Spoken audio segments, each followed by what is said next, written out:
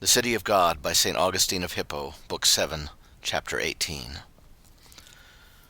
A far more credible account of these gods is given when it is said that they were men, and that to each one of them sacred rites and solemnities were instituted according to his particular genius, manners, actions, circumstances, which rites and solemnities, by gradually creeping through the souls of men, which are like demons, and eager for things which yield them sport, were spread far and wide, the poets adorning them with lies, and false spirits seducing men to receive them.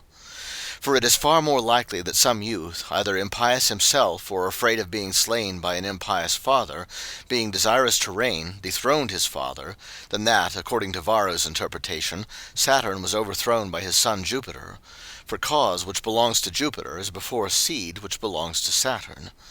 For had this been so, Saturn would never have been before Jupiter, nor would he have been the father of Jupiter.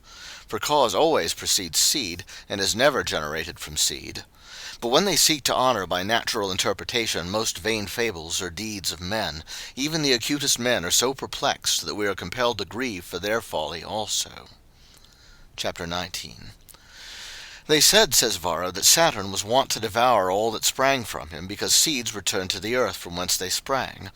And when it is said that a lump of earth was put before Saturn to be devoured instead of Jupiter, it is signified, he says, that before the art of plowing was discovered, seeds were buried in the earth by the hands of men.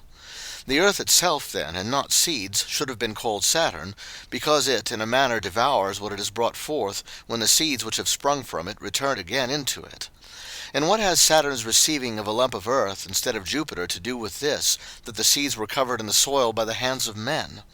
Was the seed kept from being devoured, like other things, by being covered with the soil? For what they say would imply that he who put on the soil took away the seed, as Jupiter is said to have been taken away when the lump of soil was offered to Saturn instead of him, and not rather that the soil, by covering the seed, only caused it to be devoured more eagerly. Then, in that way, Jupiter is the seed, and not the cause of the seed, as was said a little before. But what shall men do who cannot find anything wise to say, because they are interpreting foolish things? Saturn has a pruning knife. That, says Varro, is on account of agriculture. Certainly, in Saturn's reign there as yet existed no agriculture, and therefore the former times of Saturn are spoken of, because, as the same Varro interprets the fables, the primeval men lived on those seeds which the earth produced spontaneously. Perhaps he received a pruning knife when he had lost his scepter, that he who had been a king and lived at ease during the first part of his time should become a laborious workman whilst his son occupied the throne.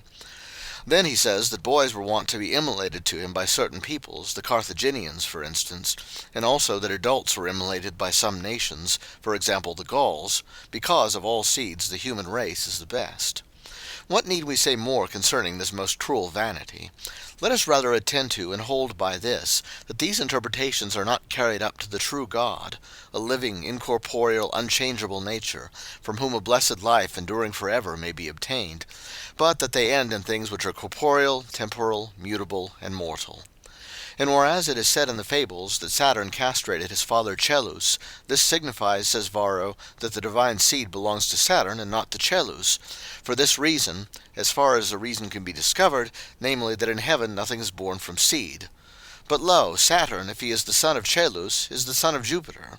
For they affirm times without number, and that emphatically, that the heavens are Jupiter. Thus those things which come not of the truth do very often, without being impelled by any one, themselves overthrow one another. He says that Saturn was called Kronos, which in the Greek tongue signifies a space of time, because without that seed cannot be productive. These and many other things are said concerning Saturn, and they are all referred to seed. But Saturn surely, with all that great power, might have sufficed for seed. Why are other gods demanded for it, especially Liber and Libera, that is, Ceres, concerning whom again, as far as seed is concerned, he says as many things as if he had said nothing concerning Saturn? Chapter 20.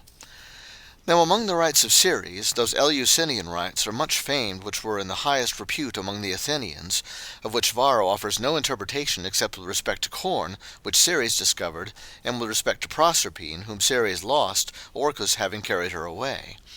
And this Proserpine herself, he says, signifies the fecundity of seeds.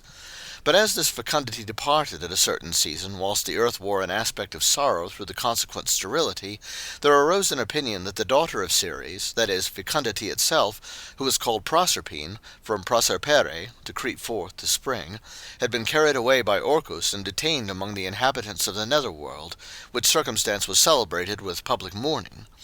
But since the same fecundity again returned, there arose joy because Proserpine had been given back by Orcus, and thus these rites were instituted. Then Varro adds that many things are taught in the mysteries of Ceres, which only refer to the discovery of fruits. Chapter 21. Now as to the rights of Liber, whom they have set over liquid seeds, and therefore not only over the liquors of fruits, among which wine holds, so to speak, the primacy, but also over the seeds of animals. As to these rights, I am unwilling to undertake to show to what excess of turpitude they had reached, because that would entail a lengthened discourse, though I am not unwilling to do so as a demonstration of the proud stupidity of those who practised them. Among other rites which I am compelled from the greatness of their number to omit, Varro says that in Italy, at the places where roads crossed each other, the rites of Liber were celebrated with such unrestrained turpitude that the private parts of a man were worshipped in his honour. Nor was this abomination transacted in secret, that some regard at least might be paid to modesty, but was openly and wantonly displayed. For during the festival of Liber, this obscene member, placed on a car, was carried with great honour, first over the crossroads in the country, and then into the city. But in the town of Lavinium a whole month was devoted to Liber alone, during the days of which all the people gave themselves up to the most dissolute conversation, until that member had been carried through the forum and brought to rest in its own place, on which unseemly member it was necessary that the most honourable matron should place a wreath in the presence of all the people. Thus forsooth was the god Liber to be appeased in order to the growth of seeds. Thus was enchantment to be driven away from fields, even by a matron's being compelled to do in public what not even a harlot ought to be permitted to do in a theatre, if there were matrons among the spectators. For these reasons, then, Saturn alone was not believed to be sufficient for seeds, namely, that the impure mind might find occasions for multiplying the gods, and that, being righteously abandoned to uncleanness by the one true God, and being prostituted to the worship of many false gods through an avidity for ever greater and greater uncleanness, it should call these sacrilegious rites sacred things, and should abandon itself to be violated and polluted by crowds of foul demons. Chapter 22. Now Neptune had Cilicia to wife, who they say is the nether waters of the sea. Wherefore was Vanilia also joined to him. Was it not simply through the lust of the soul, desiring a greater number of demons to whom to prostitute itself, and not because this goddess was necessary to the perfection of their sacred rites? But let the interpretation of this illustrious theology be brought forward to restrain us from this censuring by rendering a satisfactory reason. Vanilia, says this theology, is the wave which comes to the shore, Cilicia the wave which returns into the sea. Why, then, are there two goddesses, when it is one wave which comes and returns? Certainly it is mad lust itself, which in its eagerness for many deities resembles the waves which break on the shore. For though the water which goes is not different from that which returns, still the soul which goes and returns not is defiled by two demons, whom it has taken occasion by this false pretext to invite. I ask thee, O Varro, and you who have read such works of learned men, and think ye have learned something great, I ask you to interpret this, I do not say in a manner consistent with the eternal and unchangeable nature which alone is God, but only in a manner consistent with the doctrine concerning the soul of the world and its parts, which ye think to be the true gods. It is a somewhat more tolerable thing that ye have made that part of the soul of the world which pervades the sea your god Neptune. Is the wave, then, which comes to the shore and returns to the main, two parts of the world, or two parts of the soul of the world? Who of you is so silly as to think so? Why, then, have they made to you two goddesses? The only reason seems to be that your wise ancestors have provided, not that many gods should rule you, but that many of such demons as are delighted with those vanities and falsehoods should possess you. But why has that Cilicia, according to this interpretation, lost to the lower part of the sea, seeing that she was represented as subject to her husband? For in saying that she is the receding wave, ye have put her on the surface. Was she enraged at her husband for taking Vanilia as a concubine, and thus drove him from the upper part of the sea? Chapter 23. Surely the earth, which we see full of its own living creatures, is one, but for all that it is but a mighty mass among the elements in the lowest part of the world. Why then would they have it to be a goddess? Is it because it is fruitful? Why then are not men rather held to be gods who render it fruitful by cultivating it, but though they plough it do not adore it? But, they say, the part of the soul of the world which pervades it makes it a goddess. As if it were not a far more evident thing, nay, a thing which is not called in question, that there is a soul in man. And yet men are not held to be gods, but, a thing to be sadly lamented, with wonderful and pitiful delusion are subjected to those who are not gods, and than whom they themselves are better, as the objects of deserved worship and adoration. And certainly the same Varro, in the book concerning the select gods, affirms that there are 3 grades of soul in universal nature. One which pervades all the living parts of the body, and has not sensation, but only the power of life, that principle which penetrates into the bones, nails, and hair. By this principle in the world trees are nourished, and grow without being possessed of sensation, and live in a manner peculiar to themselves. The second grade of soul is that in which there is sensation. This principle penetrates into the eyes, ears, nostrils, mouth, and the organs of sensation. The third grade of soul is the highest, and is called mind, where intelligence has its throne. This grade of soul no mortal creatures except man are possessed of. Now this part of the soul of the world, Varro says, is called God, and in us is called genius.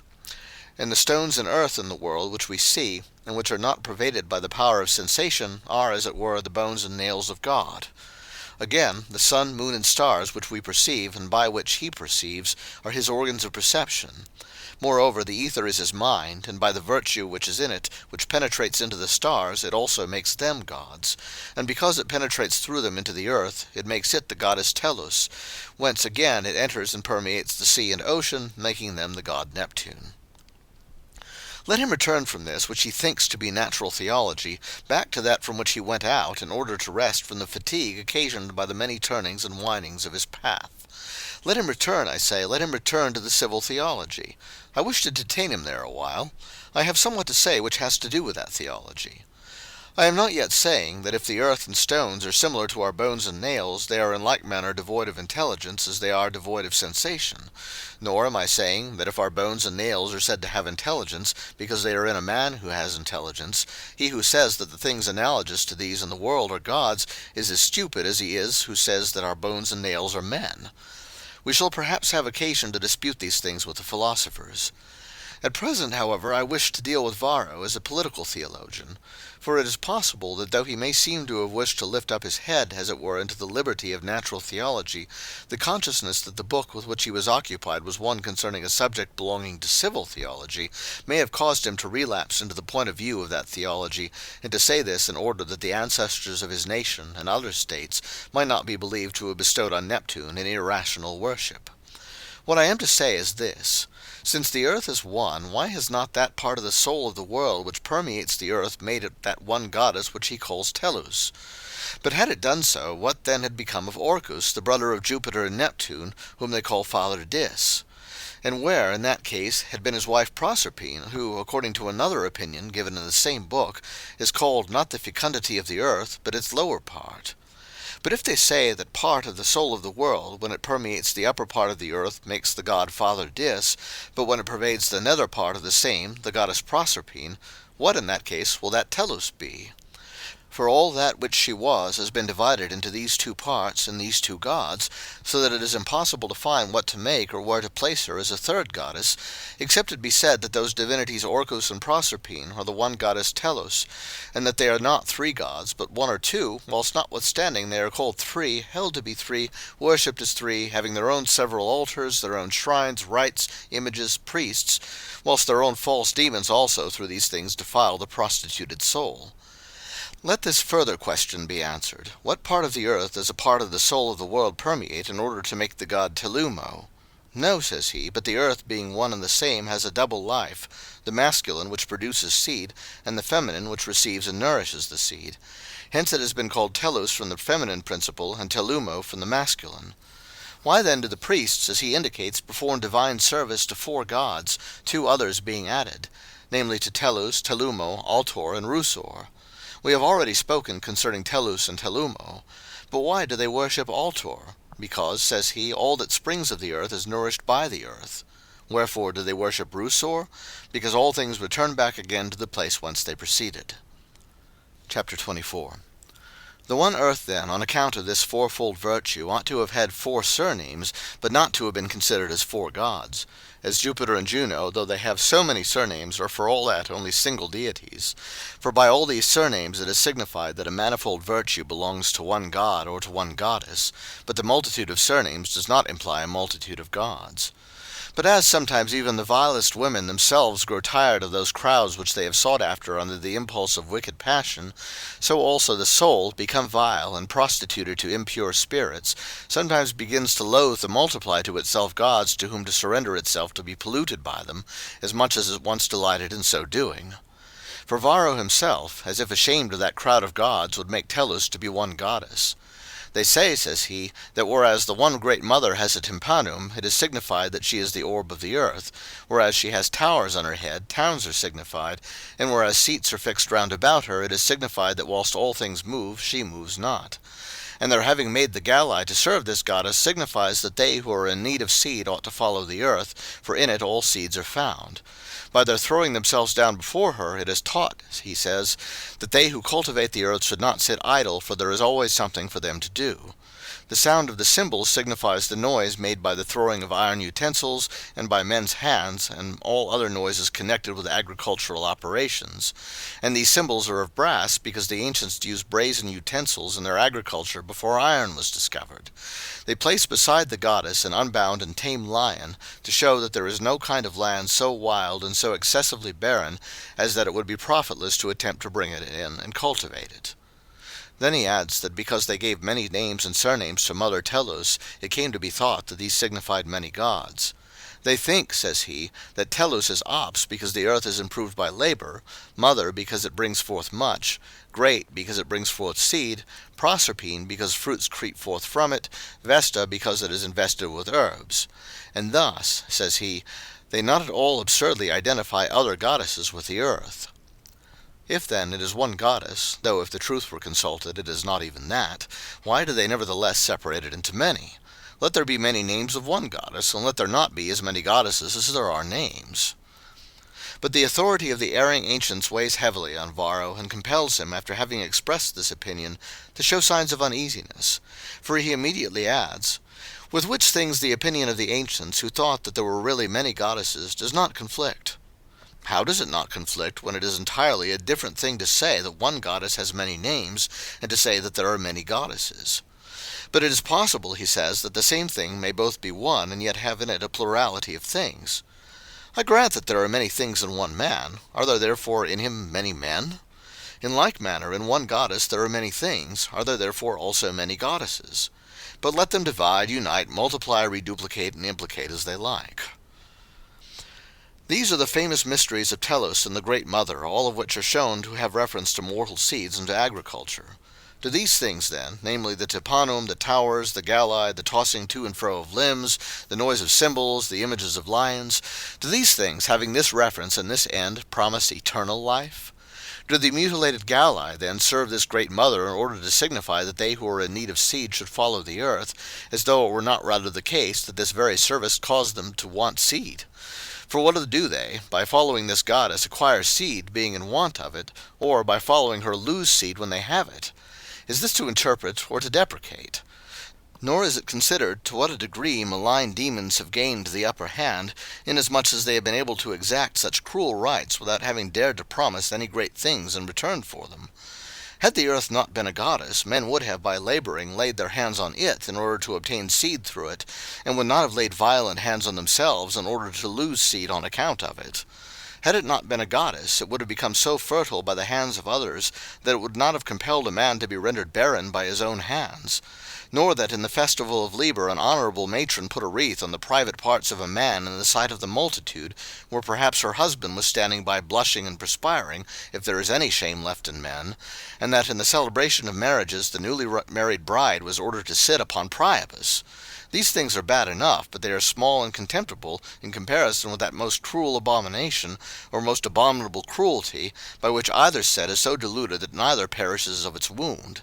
There the enchantment of fields is feared, here the amputation of members is not feared. There the modesty of the bride is outraged, but in such a manner as that neither her fruitfulness nor even her virginity is taken away. Here a man is so mutilated that he is neither changed into a woman nor remains a man. Chapter 25. Varro has not spoken of that Attis, nor sought out any interpretation for him, in memory of whose being loved by Ceres the Gallus is mutilated. But the learned and wise Greeks have by no means been silent about an interpretation so holy and so illustrious. The celebrated philosopher Porphyry has said that Attis signifies the flowers of spring, which is the most beautiful season, and therefore was mutilated because the flower falls before the fruit appears. They have not then compared the man himself, or rather that semblance of a man they called Attis, to the flower, but his male organs. These indeed fell whilst he was living. Did I say fell? Nay, truly they did not fall, nor were they plucked off, but torn away. Nor when that flower was lost did any fruit follow, but rather sterility. What then do they say is signified by the castrated Attis himself, and whatever remained to him after his castration? To what do they refer that? What interpretation does that give rise to? Do they, after vain endeavors to discover an interpretation, seek to persuade men that that is rather to be believed which report has been made public, and which also has been written concerning his having been a mutilated man? Our Varro has very properly opposed this, and has been unwilling to state it, for it certainly was not unknown to that most learned man. Chapter 26.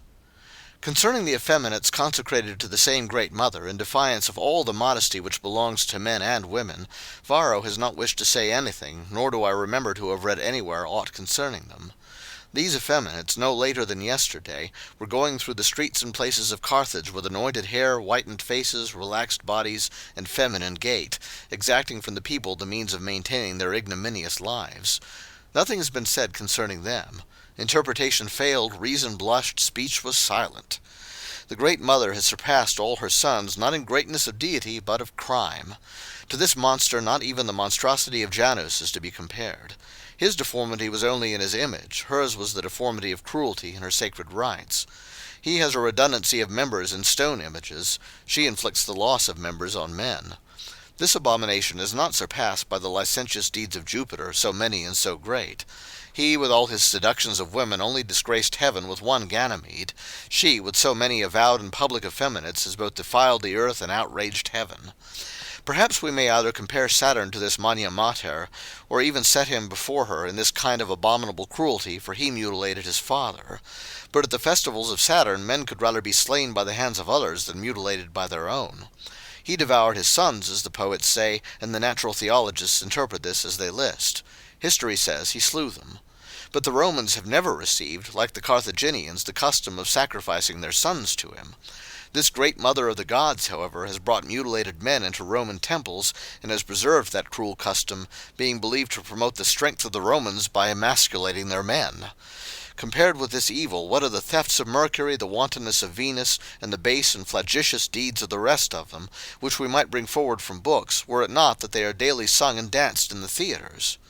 But what are those things to so great an evil whose magnitude was only proportioned to the greatness of the great mother, especially as these are said to have been invented by the poets, as if the poets had also invented this, that they are acceptable to the gods? Let it be imputed then to the audacity and impudence of the poets that these things have been sung and written of. But that they have been incorporated into the body of divine rights and honors, the deities themselves demanding and extorting that incorporation, what is that but the crime of the gods? Nay, more, the confession of demons and the deception of wretched men. But as to this, that the great mother is considered to be worshipped in the appropriate form when she is worshipped by the consecration of mutilated men, this is not an invention of the poets. Nay, they have rather shrunk from it with horror than sung of it. Ought any one, then, to be consecrated to these select gods, that he may live blessedly after death, consecrated to whom he could not live decently before death, being subjected to such foul superstitions, and bound over to unclean demons? But all these things, said Varro, are to be referred to the world. Let him consider if it be not rather to the unclean. But why not refer that to the world which is demonstrated to be in the world? We, however, seek for a mind which, trusting to true religion, does not adore the world as its God, but for the sake of God praises the world as a work of God, and purified from mundane defilements, comes pure to God himself who founded the world. Chapter 27. We see that these select gods have indeed become more famous than the rest, not, however, that their merits may be brought to light, but that their opprobrious deeds may not be hid. Whence it is more credible that they were men, as not only poetic but also historical literature has handed down. For this which Virgil says, "Then from Olympus' heights came down good Saturn, exiled from his throne by Jove, his mightier heir." And what follows with reference to this affair is fully related by the historian Euhemerus, and has been translated into Latin by Ennius. And as they who have written before us in the Greek or in the Latin tongue against such errors as these have said much concerning this matter, I have thought it unnecessary to dwell upon it. When I consider those physical reasons, then, by which learned and acute men attempt to turn human things into divine things, all I see is that they have been able to refer these things only to temporal works, and to that which has a corporeal nature, and even though invisible, still mutable, and this is by no means the true God.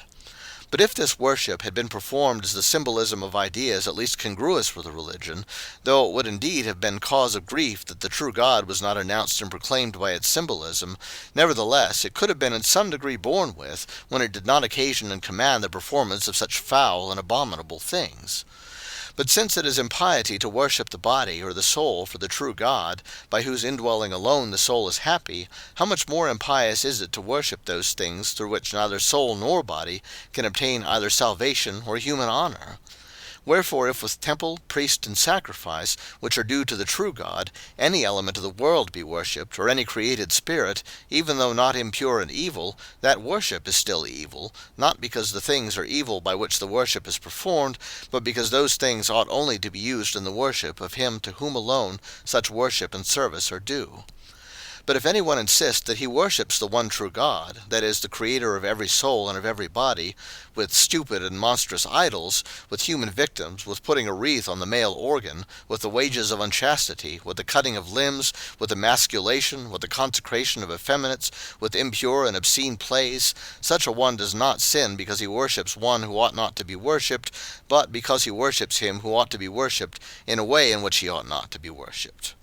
But he who worships with such things, that is, foul and obscene things, and that not the true God, namely the maker of soul and body, but a creature, even though not a wicked creature, whether it be soul or soul and body together, twice sins against God, because he both worships for God what is not God, and also worships with such things as neither God nor what is not God ought to be worshipped with.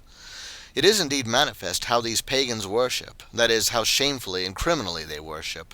But what or whom they worship would have been left in obscurity, had not their history testified that those same confessedly base and foul rites were rendered in obedience to the demands of the gods who exacted them with terrible severity. Wherefore it is evident beyond doubt that this whole civil theology is occupied in inventing means for attracting wicked and most impure spirits, inviting them to visit senseless images, and through these to take possession of stupid hearts.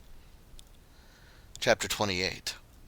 To what purpose, then, is it that this most learned and most acute man Varro attempts, as it were, with subtle disputation, to reduce and refer all these gods to heaven and earth? He cannot do it. They go out of his hands like water. They shrink back. They slip down and fall.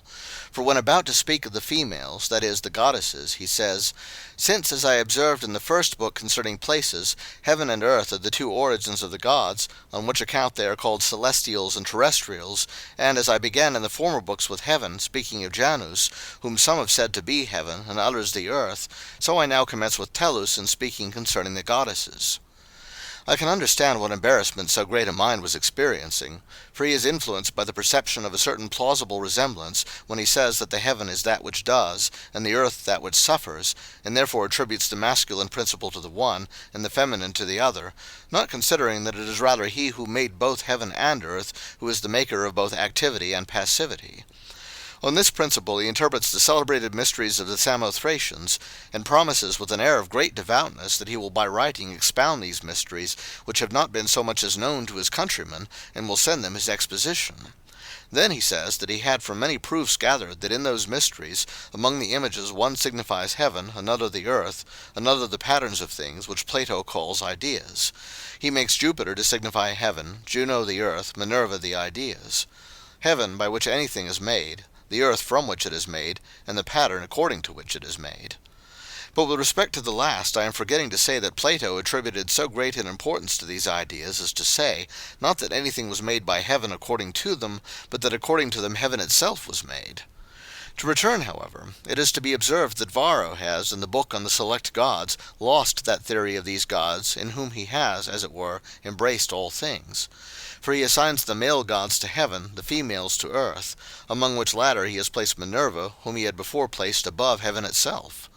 Then the male god Neptune is in the sea, which pertains rather to earth than to heaven. Last of all, Father Dis, who is called in Greek Pluton, another male god, brother of both Jupiter and Neptune, is also held to be a god of the earth, holding the upper region of the earth himself and allotting the nether region to his wife Proserpine. How then do they attempt to refer the gods to heaven and the goddesses to earth? What solidity, what consistency, what sobriety has this disputation? But that Tellus is the origin of the goddesses, the great mother, to wit, beside whom there is continually the noise of the mad and abominable reverie of effeminates and mutilated men, and men who cut themselves and indulge in frantic gesticulations. How is it, then, that Janus is called the head of the gods, and Tellus the head of the goddesses? In the one case, error does not make one head, and in the other, frenzy does not make a sane one. Why do they vainly attempt to refer these to the world? Even if they could do so, no pious person worships the world for the true God. Nevertheless, plain truth makes it evident that they are not able even to do this. Let them rather identify them with dead men and most wicked demons, and no further question will remain. Chapter 29. For all those things which, according to the account given of those gods, are referred to the world by so-called physical interpretation, may, without any religious scruple, be rather assigned to the true God, who made heaven and earth, and created every soul and every body. And the following is the manner in which we see that this may be done.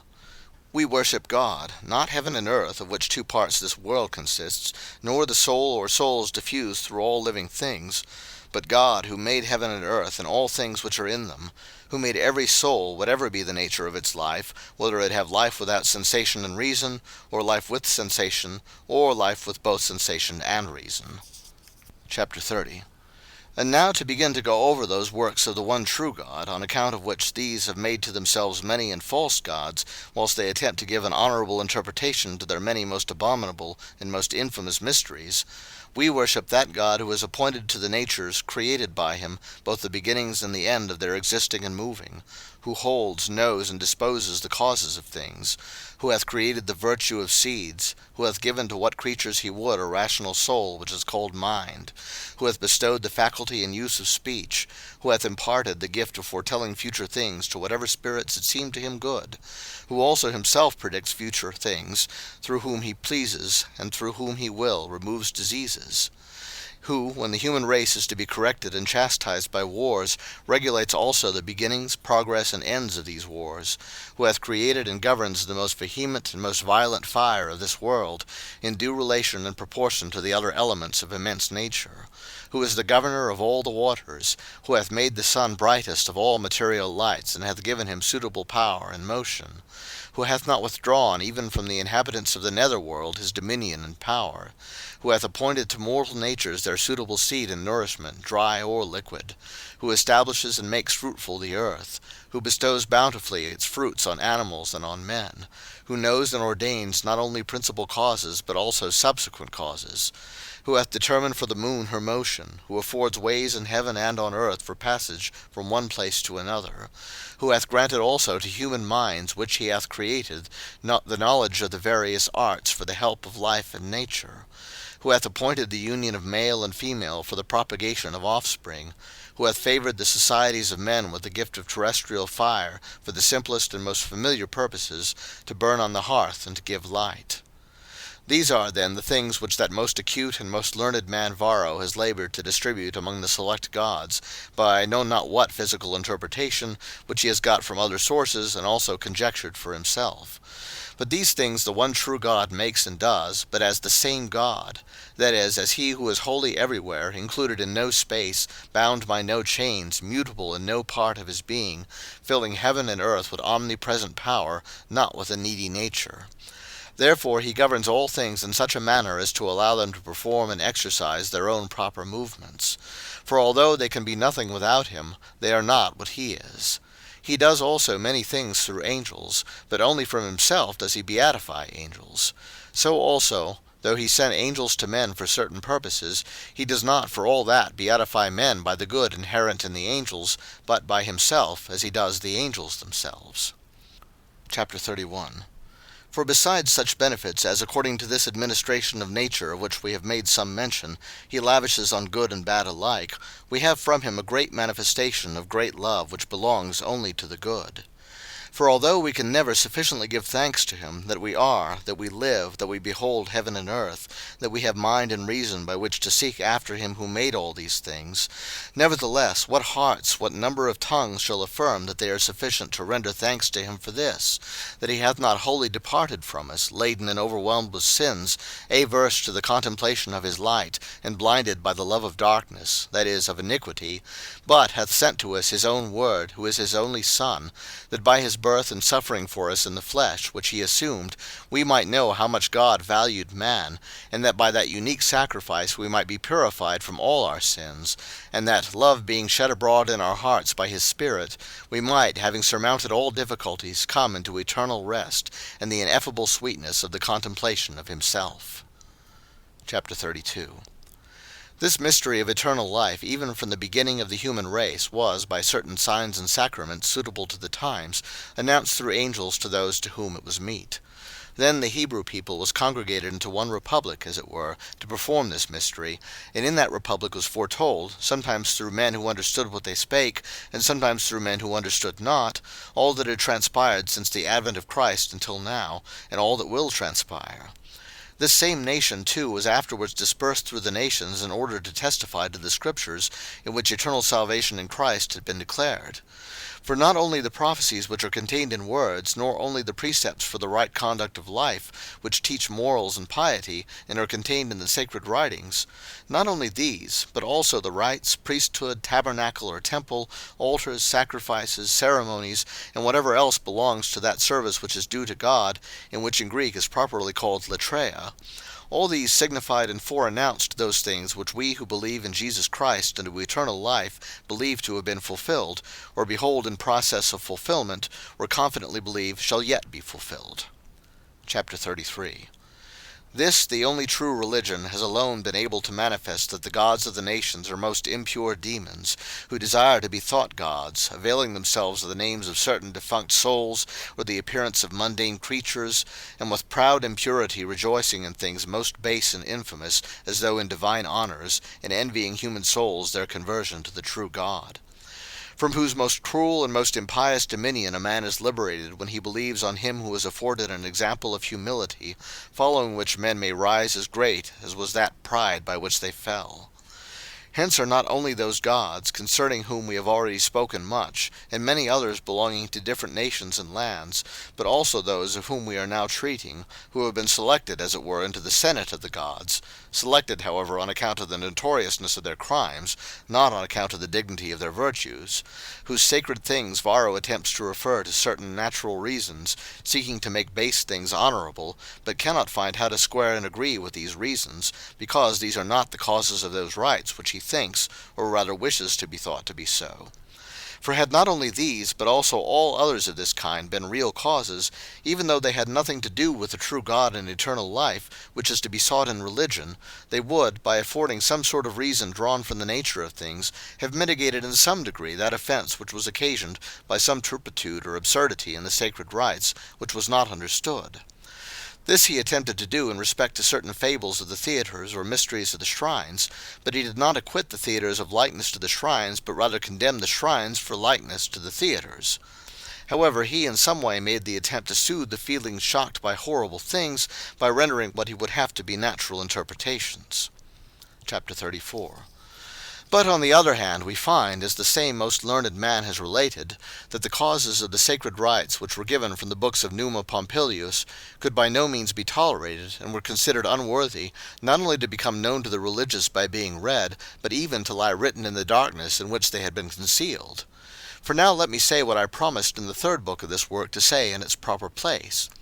For as we read in the same Varro's book on the worship of the gods, a certain one Terentius had a field at the Janiculum, and once, when his plowman was passing the plow near to the tomb of Numa Pompilius, he turned up from the ground the books of Numa, in which were written the causes of the sacred institutions, which books he carried to the praetor, who, having read the beginnings of them, referred to the Senate what seemed to be a matter of so much importance.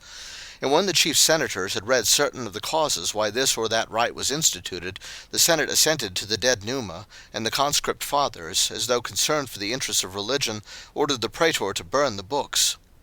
Let each one believe what he thinks, nay, let every champion of such impiety say whatever mad contention may suggest. For my part, let it suffice to suggest that the causes of those sacred things which were written down by King Numa Pompilius, the institutor of the Roman rites, ought never to have become known to people or senate, or even to the priests themselves, and also that Numa himself attained to these secrets of demons by an illicit curiosity, in order that he might write them down, so as to be able by reading to be reminded of them.